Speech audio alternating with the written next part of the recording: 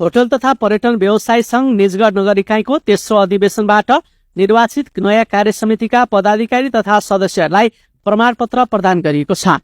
निजगढ 7 स्थित फायरवुड होटलमा आयोजित एक कार्यक्रमका बीच राजकुमार श्रेष्ठ नेतृत्वको कार्य समितिलाई होटल तथा पर्यटन व्यवसाय संघ बाराले प्रमाणपत्र प्रदान गरेको हो। कार्यक्रममा संघका जिल्ला अध्यक्ष शम्भु खड्गी, पूर्व अध्यक्ष मोहन शर्मा लामिछाने लगायतले प्रमाणपत्र वितरण गरेका थिए। प्रमाणपत्र वितरण कार्यक्रमलाई सम्बोधन गर्दै अध्यक्ष खड्गीले निजगढको शक्ति खोला लगायत पर्यटकीय गन्तव्य बनाउन पहल गरिएको बताएका छन्। उनले इकाइ समितिलाई साथ दिन जिल्ला समिति सधैँ तत्पर रहेको भन्दै यस क्षेत्रको पर्यटन विकासको लागि आफूले भूमिका खेल्ने बताएका छन्। हामीले चाहिँ नोमिनेट गरेको छौँ हाम्रो महासंघमा, जसको चाहिँ लागि अब इन्फ्रास्ट्रक्चर डेभलपमेन्टदेखि तपाईँको त्यहाँ बजेटहरू आउने कुराहरू त्यहाँको त्यसको पर्यटन प्रबन्धन गर्नको लागि तपाईँहरूको सेक्टरलाई अलिक सहज होस् भनेर हामीले त्यहाँनिर चाहिँ अब अनुरोध गरिसकेका छौँ।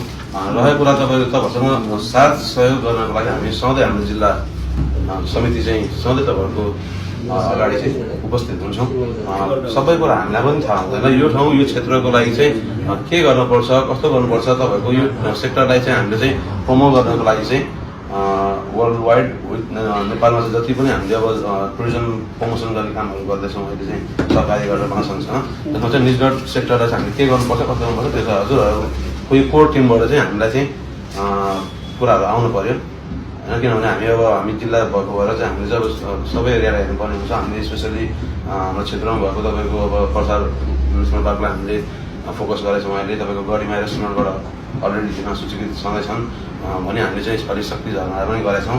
यहाँनिर तपाईँको मोहित खोला पनि अस्ति म आफै अवलोकन गर्न गएको थिएँ, त्यहाँको पनि त्यो ठाउँलाई पनि लगानी गर्न सक्यो भने चाहिँ यहाँका व्यवसायहरूलाई चाहिँ अलिक राम्रो हुन्छ भन्ने सोच छ। त्यस्तै पूर्व अध्यक्ष मोहन शर्मा लामिछानेले होटल व्यवसायलाई राम्रो बनाउन पर्यटन विकासमा जोड दिनुपर्ने बताएका छन्। उनले व्यवसायहरूबीच समन्वय गरेर अगाडि बढ्नु पर्नेमा समेत जोड दिएका छन्। उनले व्यवसायहरूबीच समन्वय हुन नसक्दा यो क्षेत्र पछाडि परेको भन्दै आगामी दिनमा समन्वय गरेर अगाडि बढ्न शुभकामना दिएका छन्। चुन्द्री मुन्द्रीले हेप्ने, खाएर झगडा गर्ने, पिट्न खोज्ने हैन, सबै कुराहरूलाई चाहिँ हामीले चाहिँ व्यवस्थापन गर्नुपर्छ भन्ने हिसाबले त्यसको नेतृत्व हामी 2-4 जना साथीहरूले लिएर अगाडि बढ्यौँ बारा जिल्लामा विशेष गरी। र त्यसलाई चाहिँ बिस्तारै बिस्तारै अब यो जिल्लासम्मको पहुँच राख्नलाई अब नामाकरणको विषयमा पनि होटल व्यवसायी मात्रै भन्दाखेरि होटलको मात्रै कुराहरू आयो। बिस्तारै बिस्तारै हामीले बुझ्दै गयो कि यहाँ पर्यटनको सम्भावना नभइकन यहाँको होटलहरू नचल्दो रहेछ भन्ने कुराहरू जानकारी भइसकेपछि हामीले अधिवेशनबाट होटल तथा पर्यटन व्यवसायी संघको नामाकरणलाई चेन्ज गर्यौँ। पर्यटन भन्ने शब्द पनि राख्यौँ, विधान संशोधन पनि गर्यौँ। र अहिले हाम्रै कारणले होटल तथा पर्यटन व्यवसायी संघ बाराको कारणले आज प्रदेशमा पनि होटल तथा पर्यटन व्यवसायी महासंघ भएको छ। बारा जिल्लाको कारण हो। अनि महासंघमा पनि अहिले होटल व्यवसायी महासंघको पोखरामा 27 र 28 गते महाधिवेशन हुँदैछ।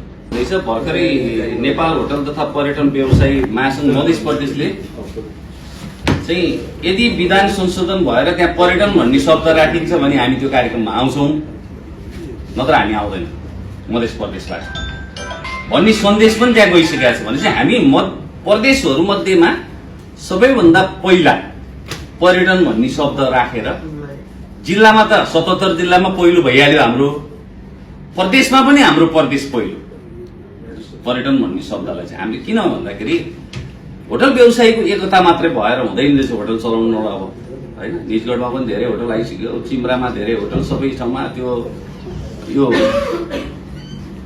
होटल प्रवृत्ति मात्र गइरहेछ। प्रचार प्रसारको विभिन्न माध्यमहरू भइरहेछ हैन, विभिन्न किसिमले चाहिँ अब रेस्टुरेन्टहरू नयाँ नयाँ आइरहेछ।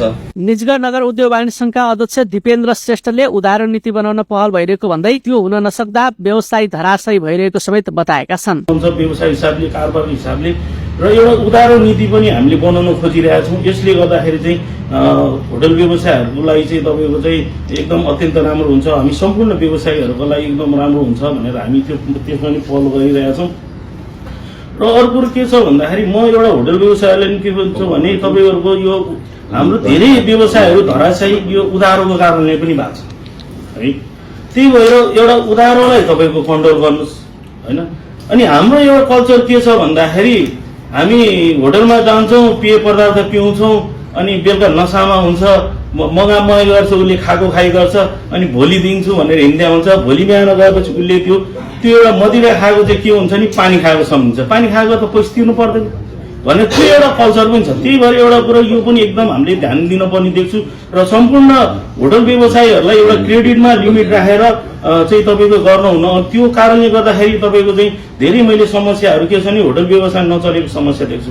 निर्वाचन मण्डलका संयोजक सरोज कोइरालाले व्यवसायी संघको कार्यालय सञ्चालन गर्न 1 वर्षसम्म निशुल्क कोठा उपलब्ध गराउने घोषणा गरेका छन्। उनले होटल क्षेत्रलाई आवश्यक पर्ने तालिम सञ्चालन गर्न प्राविधिक रूपमा सहयोग गर्न समेत घोषणा गरेका छन्। निशुल्क उपलब्ध गर्ने प्रतिबद्धता व्यक्त गर्दछु र मध्य प्रदेशको हकमा विभिन्न जिल्लामा त हामीले अदृश्य रूपमा दृश्य रूपमा त यो होटल व्यवसाय पर्यटन व्यवसायलाई सहयोग गरिराखेकी छु। मोहन सरलाई मैले थाहा छ, समूह सरहरूको टिमसँगले म परिचित नभए पनि होइन सपोर्ट गरिराखेकी छु विभिन्न परियोजनाहरू मार्फत र म एउटा समितिमा पनि छु सिटिभिटीको र त्यसले गर्दा मैले गर्नुपर्ने साथ सहयोग निजगढको टिममा पनि रहन्छ र मैले अस्ति पनि भनिसकेको छु। अब कुकको अथवा वेटरको बारिस्ताको के एउटा ट्रेनिङ गराउन सकिन्छ यहाँ प्रस्ताव लिएर आउनुहोस्, हामी कोलाबोरेसन गरेर तुरुन्तै एउटा कार्यक्रम चाहिँ गरिहालौँ भनेर मैले अरू सचिवलाई भनेको पनि छु र मैले गर्न सक्ने सपोर्ट यहाँको टिमलाई सदैव रहिरहनेछ। कार्यक्रममा पत्रकार महेश्वर अधिकारीले व्यवसायीले अपेक्षा गरे अनुसारको काम गर्न नयाँ कार्य समितिलाई आग्रह गर्दै आवश्यक सहयोग गर्ने प्रतिबद्धता जनाएका छन्।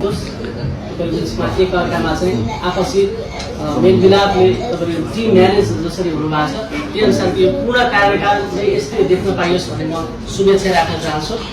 र तपाईँहरूलाई धेरैले अपेक्षा गर्नु भएको छ कि यो क्षेत्रमा चाहिँ भएका विकृति विसङ्गति सहित अबका चुनौतीहरू र अवसरहरूलाई चाहिँ यो समितिले कसरी सम्बोधन गर्न सक्छ, कसरी जोड्न सक्छ, नयाँ अवसरहरूसँग यहाँको व्यवसाय प्रवर्धन कसरी हुन सक्छ, जसरी उहाँले अपेक्षा गर्नुभएको छ तपाईँको व्यवसाय क्षेत्रबाट त्यो अपेक्षा चाहिँ पुरा गर्नलाई तपाईँहरू सफल हुनेछ भन्ने म विश्वास व्यक्त गर्न चाहन्छु। र त्यो सफलतामा मेरो जहाँ भूमिका महसुस गर्नुहुन्छ त्यसमा म तत्पर रहेको कुरा पनि म प्रतिबद्धता व्यक्त गर्न चाहन्छु। नवनिर्वाचित अध्यक्ष राजकुमार श्रेष्ठले निजगढ प्राकृतिक हिसाबले सबल भए पनि होटल व्यवसाय पछाडि पर्नुमा व्यवसायीको बीचमा एकता हुन नसक्नु मुख्य कारण रहेको उल्लेख गरेका छन्। हामी सिमरा जिल्ला सिमरा भन्दा पनि निजगढ नगर इकाइ चाहिँ एज अ प्राकृतिक हिसाबले धेरै नै सबल छ।